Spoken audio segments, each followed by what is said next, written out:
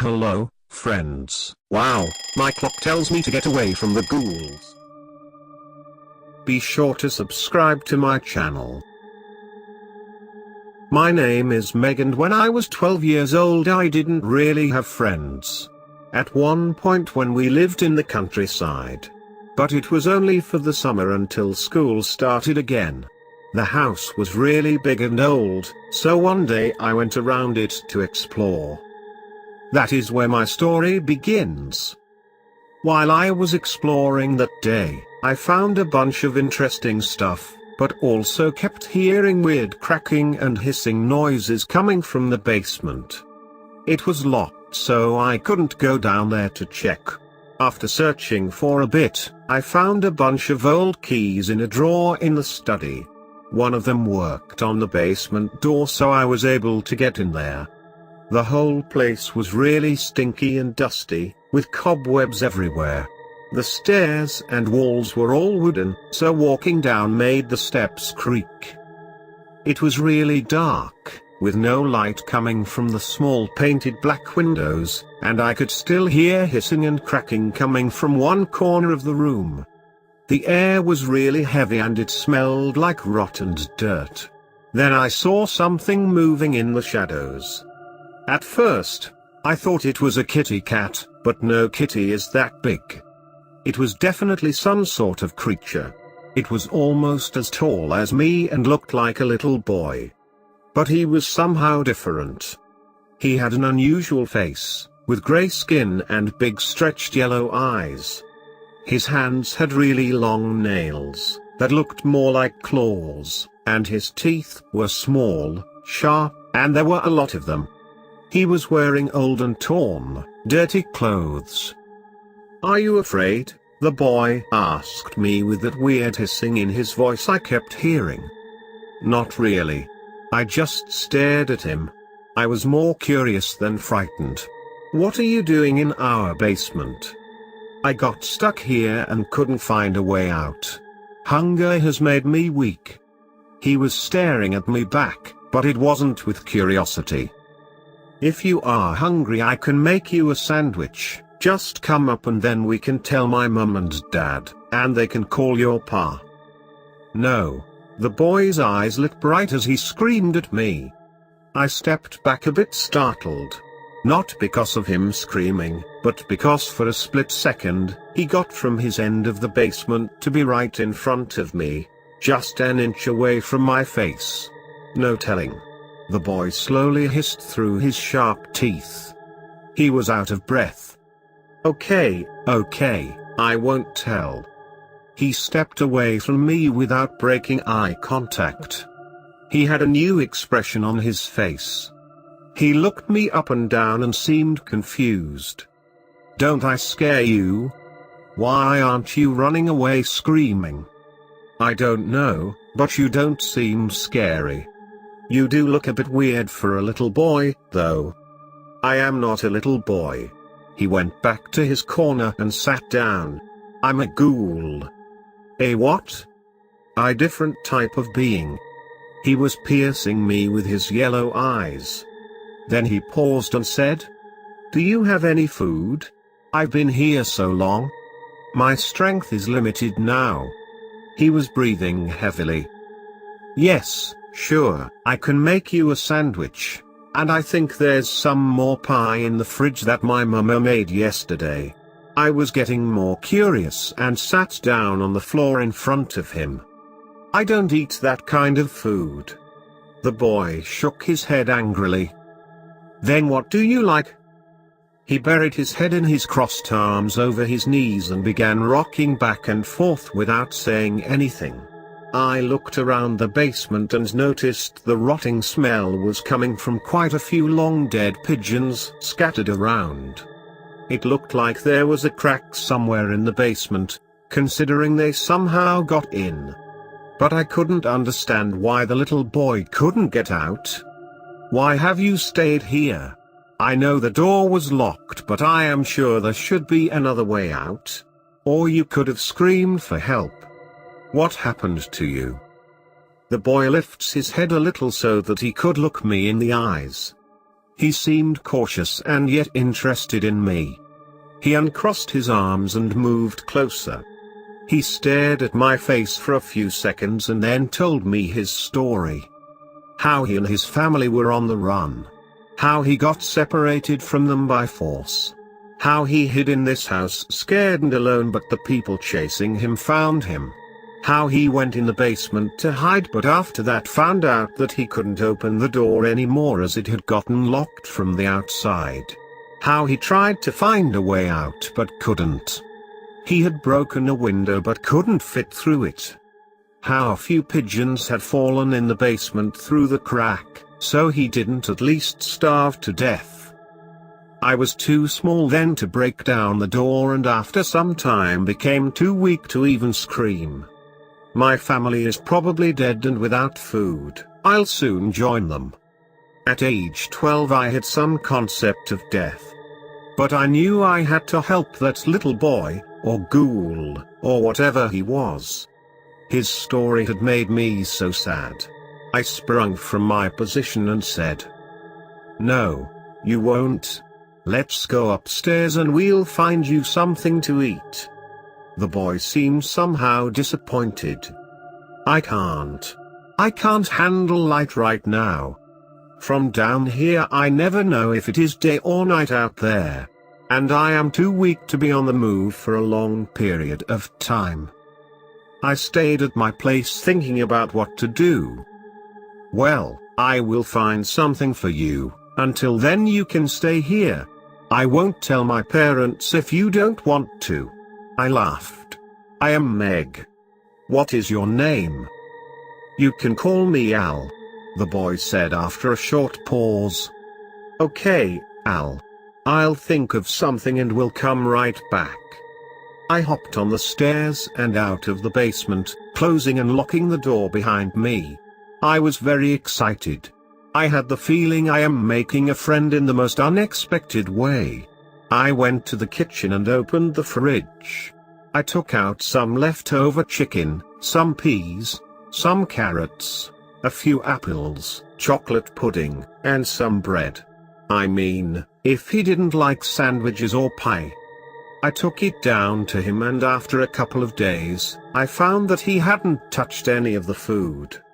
It had started to spoil. At that point, Al wouldn't talk to me anymore, so I kept trying to find ways to make him happy so that he would talk to me. One day I was out in the yard and I found a couple of dead pigeons in the bushes. I looked at them and remembered the dead birds in the basement. It sounded disgusting to me, but I was willing to try anything. So I got the rotting birds in a bag and I took them to Al. When I got to the basement I heard his voice for the first time in a few days. "You found food?" His voice was weak and trembling. I said I wasn't sure and put the bag in front of him. To my surprise, he opened it up and started eating the rotting flesh of the pigeon's bones. It was both disgusting and fascinating. Over the next few days, I would find dead animals for Al to eating. My mum once almost caught me carrying a dead possum, so I had to be more careful after that. Al and I became really close. I would tell him about myself, he would tell me about his life. We would have the most amazing conversations and became the best of friends. With having found a food source he likes, Al began having more strength and energy. And then he started telling me some very strange things. "So you eat only dead animals?" I once asked him. "Not really." He looked at me tentatively and slurped a piece of rotting meat. "Imagine it this way, a ghoul, me, eating only rotting animals, is like a human, you, eating only potatoes and veggies. You never fully enjoy food that way." He winked at me. I thought about what he said but never quite fully understood what he meant at the time. I was very happy about finally having a friend, and Al was really good at being one. He even said he'd stay with me forever, so he never left the basement. But I had forgotten about one little detail. We would have to go back to the city at the end of the summer. At about mid-August, one morning, my mum told me to start packing my room a little by little. Then it hit me that I would need to leave this house, this basement and Al. And I didn't want to. And I couldn't tell my parents why. How could they believe me and let me be? I started arguing with her and this lasted for a few days. My father wasn't happy with me, too, but I didn't care. I didn't want to leave Al. I could never leave Al. I tried speaking to them a few times, but they wouldn't listen. So then I screamed, and yelled, and cursed, and cried, and threw things. I am sure my parents were shocked by what was happening, but it didn't matter if it meant I would get to be with my Al. My parents tried talking to me, yelling at me, reasoning with me, punishing me, begging me. I ignored all of that and still lost that battle. My parents then started to pack my things themselves and completely ignored my tantrums. So I ran to Al crying. "We need to find a way to take you with me," I said in tears. That was the only option I could think of. My parents are awful. I hate them. They never listen to me. Al was watching me with his warm yellow eyes. I could swear I saw sympathy in them. "You know that can't happen. Your folks will definitely notice someone else walking and talking along with them." Then he became quiet and after a few minutes asked, "What if I tell you, you could stay here forever, with me?" Yes, how do we do that? I was crying my eyes out. For a second there I thought I saw Al smirk a bit. But I am sure I was seeing things because Al would never find my crying amusing. "Hold on, that can only work if I can have you all to myself. No one else's. Only mine." He held my hands while watching me intently.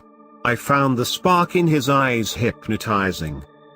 "What do you mean?" I was getting confused about where Al was headed with this idea. "You want to stay with me, I want to stay with you," he started explaining. "But you are a part of a family. Your parents have no idea that I exist and don't have a clue why you want to stay so badly here. You've been trying to explain it to them in multiple ways but they still don't listen, do they?" "No," I looked down sobbing. Al laid back and put his hands behind his head. I was sure the little smirk was back on his face. "So if they don't listen, and you can't reason with them, and you've tried everything, then they will never understand. So the only way is you." He shrugs and looked around the room while talking. "Is for them not to be around." He pierced me with his wild eyes and went silent. I stopped sobbing and blankly stared at the wall behind Al. For them not to be around. That sentence kept ringing in my head for a few minutes before I stuttered. "You mean to make them leave without me for the city?" "Oh, no, you know they will never go for it." Al moved a little closer. "I mean make them not be around anymore." He stayed gazed at me for a little while then he just indifferently waved his hands around. "You can think about what I said, Meg." I went up to my room and tried to get some sleep. But every time I tried closing my eyes, they would open back up again. I couldn't sleep. I tossed and turned around and saw the boxes my parents had started to pack. At the sight of them, I began feeling desperate. Then mad and miserable at the same time. Making my move. Making me leave my first, only and best friend. Making me obey whatever they say. Making me do what I don't want to do. Parents know best. Bullshit. Al had been understanding. They hadn't been. They never listened to me. It had been 2 hellish weeks of my life that I wanted over. I got up and went downstairs. After about half an hour I came back, went to bed and slept like a baby the rest of the night. The next day I went downstairs to the basement and brought another dead animal treat for Al and some new clothes. He was sitting in his usual corner. I threw him the carcass and everything else, and with a steady voice said, "I'll come to get you tonight when it's dark out." Al's face curved into a cunning grin. "I will be waiting." That night I took the keys to the basement, unlocked the door and called for Al. He appeared at the bottom of the stairs, that sly smile still on his face. His eyes glowing unusually hungry. He slowly started walking up the stairs towards me, not moving his eyes from mine. Not blinking. He went through the door and for the first time I saw him, all of him, standing next to me. His wonderful black messy hair. His beautiful golden eyes, big and wide below thick dark eyebrows. His straight thin, slightly snubbed, nose. His wide thin mouth hiding all those pointy little teeth. The little dimple on the right side of his slightly pointy chin. Those perfect and wide cheekbones. His tall figure, that surpassed my height a bit, with long greyish limbs. When he stepped next to me he stretched, pulling his head back and his arms sideways. He took a deep breath and closed his eyes. "I smell," he said slowly opening them up. "You've made a choice." He turned to look at me and smiled. "I made them not be around anymore," I stated in a simple manner. Then I looked to the right, where the bloody knife was still on the kitchen table, exactly where I had left it the night before. "Tough call," Al chuckled and raised an eyebrow. "No, couldn't sleep." Then he embraced me with his long arms, held me tight and kissed my forehead. "I'll clean up for you," he said and slowly started walking towards the staircase. After a couple of minutes, I followed him. I got up to the second floor. I went to my parents' bedroom. I peeked inside and saw Al leaning over the dead rotting bodies of my parents, laying in their own blood and excrements. The same bodies that 24 hours ago I stabbed in their sleep. Al was slowly feasting on the rotting flesh, letting out joyful sounds from time to time. That sight made me so happy. I guess he's not on a diet anymore. My Al, finally free. Us, together, finally free. Now we could be together forever, just like Al promised. I am a little older now. 16 to be exact. Al and I are still inseparable. We live in that same big old house, where we found each other. No one ever came looking for me, or my parents. I guess my father never bothered to tell anyone where we went off to that summer. Once only, a couple of hunters found Al's traces, but we invited them to dinner, so we are fine. Al hasn't had to diet anymore, so he is pretty happy. I help him with the preparation of his food and then he joyfully gorges on it. I don't think I have ever known such true happiness before.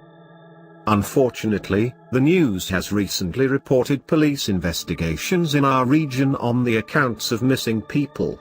I am not sure where that would lead us and what would happen, so just in case, I have put my short memoir together, so that you know my story. To anyone out there reading this, just know me and Al are happy. He is my family, my best friend, my everything. He is my little ghoul. And sometimes I wonder what would our babies be like.